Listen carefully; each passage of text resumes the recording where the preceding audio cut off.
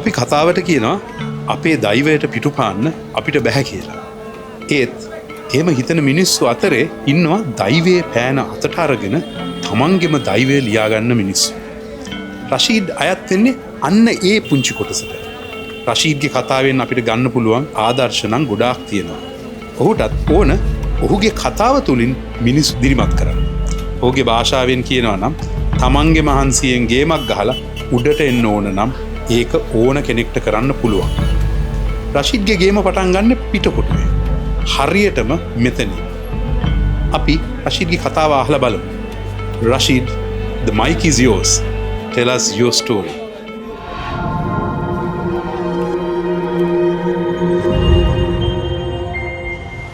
ඒ දවස්වල මම ඇවිල්ලා මගේ ස්කූටි එක මෙතන පාක් කරන්නේ. මේ තමයි ඕගලන්ට පේන මේන් ස්ට්‍රීට් එක. සෝ මගේ ෂොප් එක තිබ්බේ මේ පේන ඩයලොග් මාකට් එක ඇතුලේ. සෝ මාත් එක්ක ගිහිල්ලා බලමු ඩයලොග් මාකට් එකේ මගේ ෂොප් එක කොහෙද තිබ්බේ කියලා.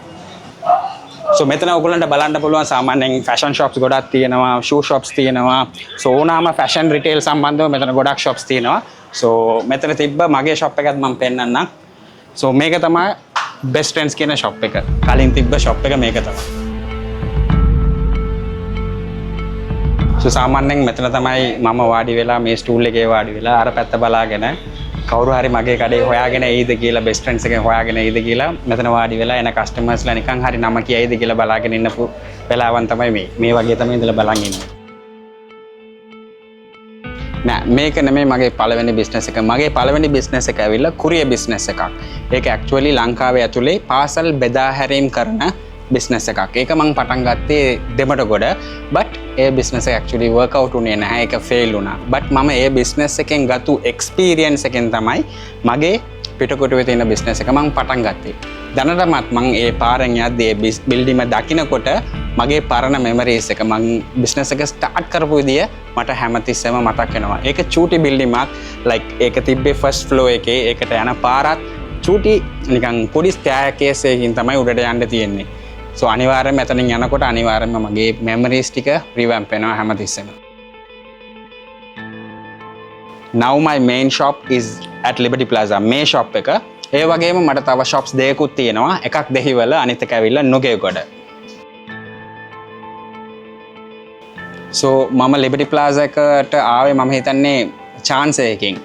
Because පෙටාවල ඉන්න කාලේ COVID එක ආවා. COVID එකට පස්සේ ලොකු financial crisis එකක් ආවා. So but කොහොමරි මගේ ඔළුවේ තිබ්බා මම පෙටාවලෙන් මගේ බිස්නස් එක එළියට ගේන්න ඕනේ, ඒක ස්කේල් අප් කරගන්න ඕනේ එක මගේ ඔළුවේ තිබ්බා. So මම දවසක් 2022 වල එනවා මගේ ඩෝටර්ත් එක්ක Liberty Plaza එකට ස්පීක් එකක් ගමු කියලා. So ඒ වෙලාවේ බලුවාම Liberty Plaza එකේ හැම ෂොප් එකක් වගේම foreign කියලා බෝඩ් එකක් ගාලා තිබ්බා because of the financial crisis.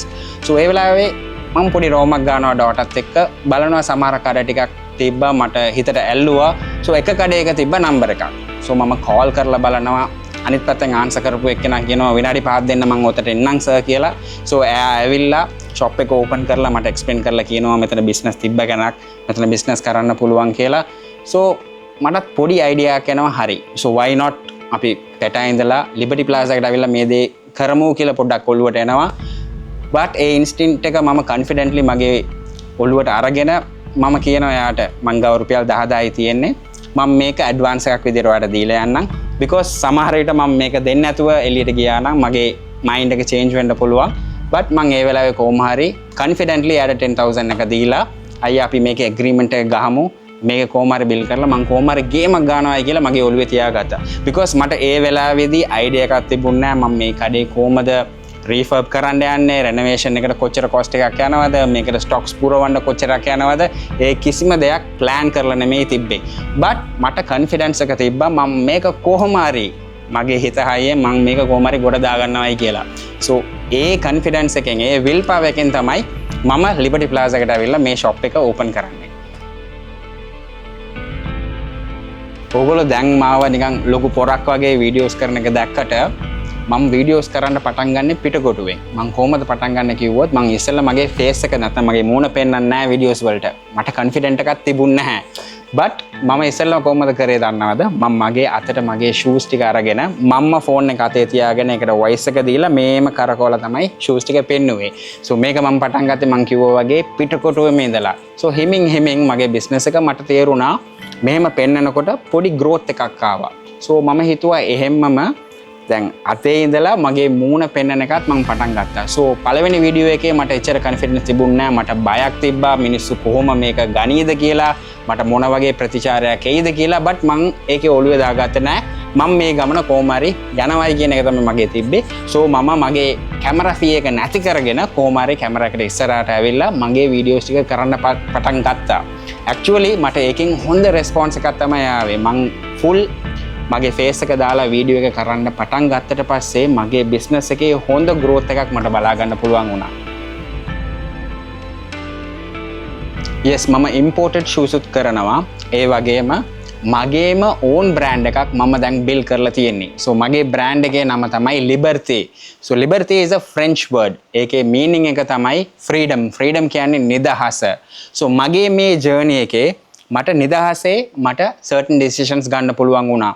so ඒ වගේම තමයි මම මේ Liberté brand එකත් build කරන්නේ freedom එකේ ඕගොල්ලන්ට යන්න ඕන මාවත නැත්නම් ඕගොල්ලන්ගේ destination එකට ඕගොල්ලන්ට freely යන්න පුළුවන් වෙන්න ඕනේ. so ඒ story එක තමයි මම මගේ brand එකෙන් connect කරන්නේ. so Liberté කියන brand එකෙන් ඕගොල්ලන්ගේ journey එක ඕගොල්ලන්ට style and confidence එක යන්න පුළුවන්. so මම big stories පටන් ගන්න හේතුව මං වගේම ගේමක් ගහලා confidently උඩට එන්න ඕනේ කියලා try කරන හැම entrepreneur කෙනෙක්ටම spotlight එකක් දීලා platform එකක් හදලා දෙන්න ඕන නිසා මම ඒගොල්ලන්ව මෙතනට ගෙනල්ලා ඒගොල්ලන්ගේ stories ඒ කියන්නේ මම වගේම කට්ට කාලා උඩට ආපු stories ඒගොල්ලන්ගේ වෙනස් විදිහේ stories ඇති ඒක ඕගොල්ලන්ට කියන එක තමයි මේ platform එක හරහා කරන්න යන්නේ. මේ වගේ ඉන්ස්පයරිං ස්ටෝරීස් අපේ channel එකෙන් through අපි ඔයගලන්ට පෙන්නනකොට මම 100% විශ්වාස කරනවා ලංකාවේ ඉන්න තව තවත් ඩ්‍රීම් කරන entrepreneursලට මේක ඉන්ස්පිරේෂන් එකක් වෙලා අපේ ලංකාවේ තව ගොඩාක් entrepreneursලා මේකෙන් බිහි වෙනවයි කියන එක. තව ඉන්ටරෙස්ටිං ස්ටෝරි එකක් එක්ක අපි ආයි හම්බ වෙනකන් keep hustling, keep dreaming.